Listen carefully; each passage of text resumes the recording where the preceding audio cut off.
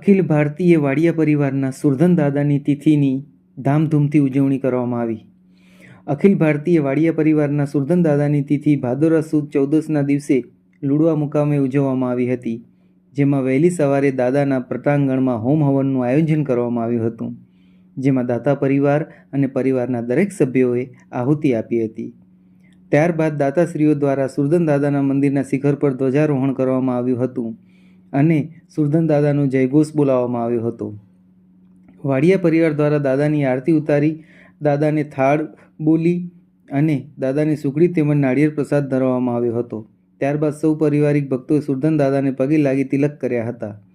લુડવા પાટીદાર સમાજવાડી ખાતે પરિવાર દ્વારા જનરલ સભાનું આયોજન કરવામાં આવ્યું હતું, જેમાં પ્રમુખ ચંદુભાઈ વાડિયા તેમજ પરિવારના મંત્રી શંકરભાઈએ લોકોને સ્થાન ગ્રહણ કરાવેલ અને દીપ પ્રાગટ્ય કરી સભાની શરૂઆત કરાવી હતી.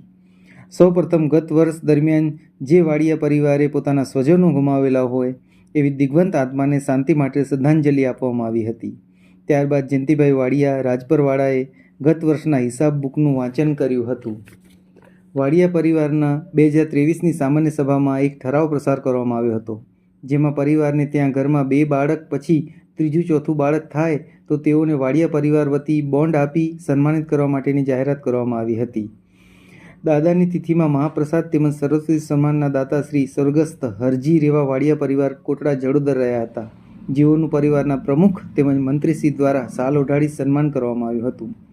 તેમજ નવી કારોબારી સમિતિ 2026થી 2028 સુધીની વરણી કરવામાં આવી હતી, જેમાં પ્રમુખ શ્રી ચંદુભાઈ હીરજી વાડિયા રાજપર, ઉપપ્રમુખ નાનજીભાઈ શિવજી વાડિયા જામનગર, મહામંત્રી શંકરભાઈ લાલજી વાડિયા કોટડા જડોદર, સહમંત્રી જયંતિલાલ શામજી વાડિયા રાજપર, ખજાનચી વિઠ્ઠલભાઈ શિવજી વાડિયા માનકુવા, સલાહકાર વાલજીભાઈ શિવજી વાડિયા જામનગર વાળાઓને નિમણૂક કરવામાં આવ્યા હતા, તેમજ નવા સભ્યોની પણ વરણી કરવામાં આવી હતી.